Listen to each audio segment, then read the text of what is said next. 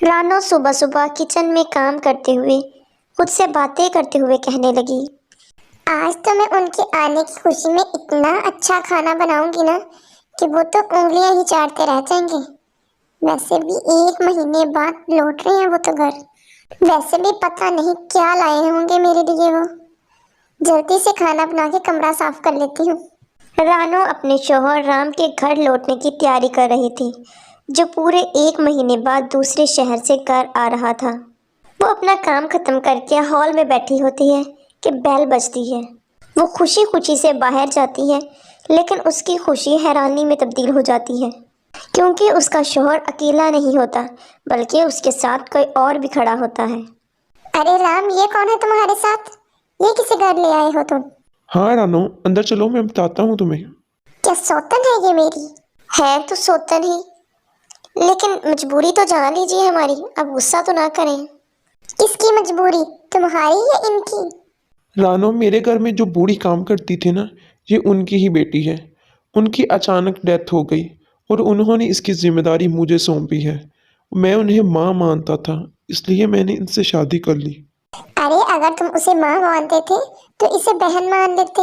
تم تو شادی کر کے گھر لے آئے اسے۔ معاف کیجیے گا، اس میں ان کی کوئی غلطی نہیں ہے، انہوں نے تو ایک غریب کو سہارا دیا ہے۔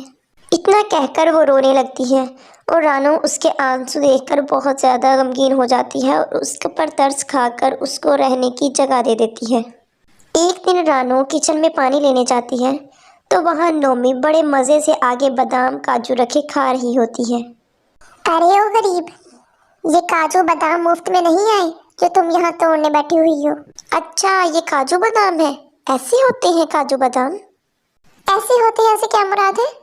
کیا پہلی بار دیکھی ہے تم نے کاجو بادام؟ آپ تو جانتی ہیں نا، ہم غریب تھے، ہمارے گھر میں کبھی کاجو بادام آئے ہی نہیں تھے۔ امی ہمیں مونگ پھلی لا دیتی تھی، ہم وہی کھا دیتے تھے، اور آج دیکھے ہیں کہ کاجو بادام کیا ہوتے ہیں میں نے تو۔ ارے ایک بات تو بتاؤ، کیا میرے منہ پہ پاگل لکھا ہوا ہے؟ مجھے دیکھے تم نے پہلی بار ہے کاجو بادام، اور کھائے ایسے جا رہی ہو تم۔ وہ تو ہم دیکھ رہے تھے کہ ہم نے ایک چکھ کے دیکھا، ہمیں اچھا لگا تو پھر ہم اور کھانے لگے۔ آپ سمجھ رہی ہیں نا؟ ہاں ہاں سمجھ رہی ہوں، میری غریب سوتن پہلی بار کاجو بادام دیکھ رہی ہے۔ اچھا زیادہ باتیں مت کرو، سارے ختم نہ کر دینا، تھوڑے سے کھا کے باقی واپس رکھ دو، ورنہ کھیر وغیرہ میں ڈالنے کے لیے کچھ نہیں ملے گا مجھے۔ اتنا سن کر وہ کچھ کاجو بادام الگ کر کے باقی واپس ڈبے میں رکھ دیتی ہے۔ نومی رانو سے نہ تو لڑتی جھگڑتی تھی اور نہ ہی اس سے زیادہ باتیں کرتی تھی، وہ اور گھر کا کام بھی سارا کرواتی تھی۔ ایک دن رام اور رانو کھڑے باتیں کر رہے تھے تو وہاں نومی جاتی ہے اور بولتی ہے، کیا میں غلط وقت پر آ گئی ہوں؟ تم تو میری زندگی میں ہی غلط وقت پر آ گئی ہو، اب کیا ہی غلط وقت اور کیا ہی صحیح وقت۔ نہیں نہیں نومی، تم بتاؤ کیا کام ہے تمہیں؟ وہ ہمیں کچھ پیسے چاہیے تھے، کچن کا کچھ سامان لے کے آنا تھا۔ سامان کون سا لے کے آنا تم نے؟ سامان تو سارا کچن میں موجود ہے۔ ارے تم اتنی پوچھ گچھ کیوں کر رہی ہو؟ گھر کا ہی سامان لے کے آنا ہوگا۔ وہ اتنا کہہ کر کچھ پیسے نکال کر نومی کو دے دیتا ہے اور نومی پیسے لے کر وہاں سے چلی جاتی ہے، لیکن رانو کو رام کا یہ برتاؤ بالکل بھی اچھا نہیں لگتا۔ جب شام کو رانو نومی سے پیسوں کا حساب لیتی ہے تو نومی کہتی ہے، وہ سارے پیسے خرچ ہو گئے ہم سے۔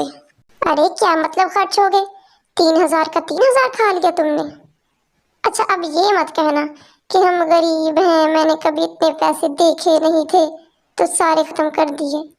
کہہ تو ویسے آپ ٹھیک ہی رہی ہیں، میں نے کبھی خود سے اتنے پیسے خرچے ہی نہیں تھے، 500 ہی خرچا تھا خود سے، لیکن اتنے پیسے دیکھ کر مجھ سے رہا ہی نہیں گیا اور بازار جاتے ہی ختم ہو گئے۔ اچھا تو اس کا مطلب ٹھیک ہی کہا ہے کسی نے کہ غریب کے ہاتھوں میں پیسہ ٹکتا نہیں ہے، پیسے آتے ہی ان کے ہاتھوں میں کھجلی ہونے لگتی ہے۔ وہ دونوں ابھی باتیں ہی کر رہی ہوتی ہیں کہ باہر سے رام کی آواز آتی ہے اور وہ دونوں وہاں جاتی ہیں کہ رام پیزا لے کر کھڑا ہوتا ہے۔ ارے کیا پیزا آرڈر کیا تھا آپ نے؟ نہیں تو، میں نے آرڈر تو نہیں کیا تھا، لیکن ڈیلیوری بوائے سے لیا ہے، شاید نومی نے آرڈر کیا ہوگا۔ جی ہم نے ہی آرڈر کیا تھا پیزا۔ کیوں، تم نے کیوں پیزا آرڈر کیا تھا؟ ہاں ہاں اب یہ تو بتاؤ، تم تو غریب ہو، تم نے تو کچھ کھایا نہیں ہے، اور یہ پیزا کہاں سے دیکھ لیا تم نے؟ ہاں، پیزے کا نام سن رکھا تھا میں نے और राम ने भी बताया था।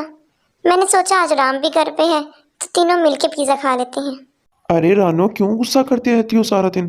क्यों उस पर चलाती रहती हो? गरीब है बेचारी, उसने नहीं खाया पिज़्ज़ा, उसका खाने को मन किया तो वो मंगवा लिया उसने। इसमें इतना गुस्सा करने वाली क्या बात है? अरे गलत तो मेरी जिंदगी में हो गया है। आपने जब से इससे शादी की है आप तो इसकी गरीबी के गुण ही गाते रहते हैं। अरे कहाँ जा रही हो? पिज़्ज़ा तो खाती जाओ। नहीं जी, आप ही खाएं पिज़्ज़ा और आप ही खिलाएं अपनी गरीब बीवी को। ये कहकर वहाँ से वो गुस्से से आ जाती है।